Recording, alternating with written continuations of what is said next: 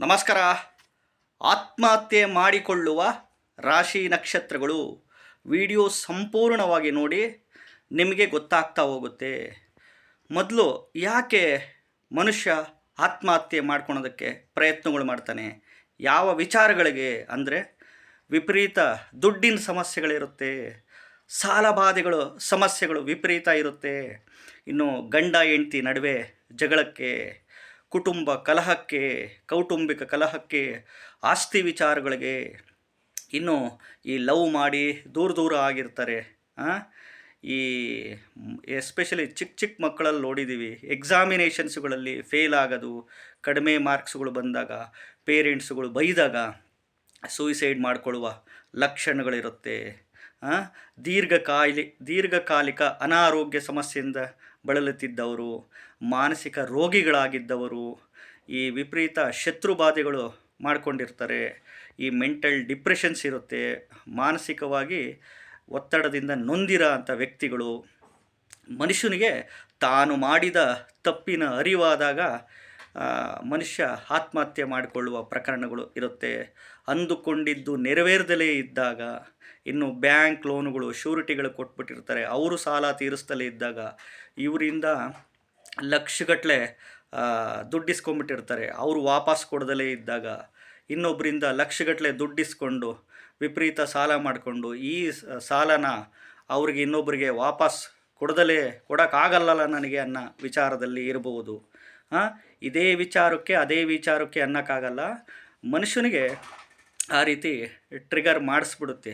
ಯಾಕೆ ಈ ರೀತಿ ಜಾತಕದಲ್ಲಿ ಯಾವ ರೀತಿ ಇದನ್ನು ಕಂಡುಹಿಡಿಬೇಕು ಅಂತಂದರೆ, ನೋಡ್ರಿ, ಈ ಜಾತಕದಲ್ಲಿ ಎಸ್ಪೆಷಲಿ ವೃಶ್ಚಿಕ ರಾಶಿಯಲ್ಲಿ ಯಾರಿಗೆ ಚಂದ್ರ ನೀಚನಾಗಿರ್ತಾನೋ ಅವರು ತುಂಬ ಎಮೋಷ್ನಲ್ ಇರ್ತಾರೆ, ತುಂಬ ಸೆನ್ಸಿಟಿವ್, ಸೂಕ್ಷ್ಮ ಸ್ವಭಾವದವರು.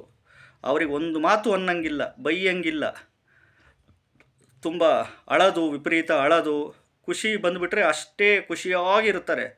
ಇಲ್ಲ ಅಂತಂದರೆ ಡಿಪ್ರೆಷನ್ಗೆ ಹೋಗೋದು, ವಿಪರೀತ ಯೋಚನೆ ಮಾಡೋದು, ಅಳೋದು, ತುಂಬ ಸೂಕ್ಷ್ಮ ಸ್ವಭಾವದವರು ಇರ್ತಾರೆ. ಲಗ್ನದಲ್ಲಿ ಚಂದ್ರ ಅದು ವೃಶ್ಚಿಕ ರಾಶಿಯಲ್ಲಿ ನೀಚನಾಗಿದ್ದರೆ ಯೋಚನೆ ಮಾಡಿದರೆ ನೆಗೆಟಿವ್ ಯೋಚನೆ ಫುಲ್ ಯೋಚನೆ ಮಾಡ್ತಾರೆ, ಪಾಸಿಟಿವ್ ಯೋಚನೆ ಮಾಡಿದರೆ ಪಾಸಿಟಿವ್ ಯೋಚನೆ ಮಾಡ್ತಾರೆ.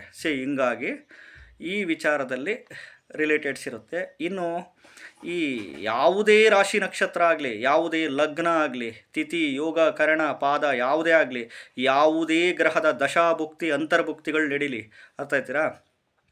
ಎಸ್ಪೆಷಲಿ ದಶಾಭುಕ್ತಿಗಳಲ್ಲಿ ಗ್ರಹದಲ್ಲಿ ನಕ್ಷತ್ರದಲ್ಲಿ 1ನೇ ಮನೆ, 3ನೇ ಮನೆ, 4ನೇ ಮನೆ, 5ನೇ ಮನೆ, 6ನೇ ಮನೆ, 8ನೇ ಮನೆ, 12ನೇ ಮನೆ ಏನನ್ನ ಬಂದಿದ್ದರೆ ಈ ರೀತಿ ಸಮಸ್ಯೆಗಳು ಉಲ್ಬಣ ಆಗುವ ಲಕ್ಷಣಗಳಿರುತ್ತೆ. ಯಾಕೆಂದರೆ 1ನೇ ಮನೆ ಅಂದರೆ ನಾನು ಅಂತ, ತನು ಮನೆ, 3ನೇ ಮನೆ ಕಷ್ಟ, ಒತ್ತಡಗಳು, ಪ್ರೆಷರು, ವಿಪರೀತ ಕಷ್ಟ ಅಂತ, ಇನ್ನು 4ನೇ ಮನೆ ಪಾತಾಳ ಲೋಕ ತೋರಿಸುತ್ತೆ, 5ನೇ ಮನೆ ಆಸೆಗಳ ಮನೆ, ದುರಾಸೆಗಳ ಮನೆ, ಅಂದ್ಕೊಂಡಿದ್ದಾಗಲಿಲ್ಲ, ನನಗೆ ದುಡ್ಡು ಬರಲಿಲ್ಲ, ಸೋಂಬೇರಿ ಮನೆ 5ನೇ ಮನೆ, 6ನೇ ಮನೆ ಶತ್ರುಗಳ ಮನೆ, ಅನಾರೋಗ್ಯದ ಮನೆ, 8ನೇ ಮನೆ ಆಯುಷ್ಯ ಮನೆ, ಮರಣದ ಮನೆ, ರಂಧ್ರಸ್ಥಾನ, ಮರಣಸ್ಥಾನ ಅಂತೀವಿ 8ನೇ ಮನೆಗೆ, ಕಷ್ಟಗಳು, ನರಕದ ಮನೆ 8ನೇ ಮನೆ, 12ನೇ ಮನೆ ವ್ಯಯ, ಸಾಲ, ನಷ್ಟ, ಆಸ್ಪತ್ರೆಯ ಮನೆ.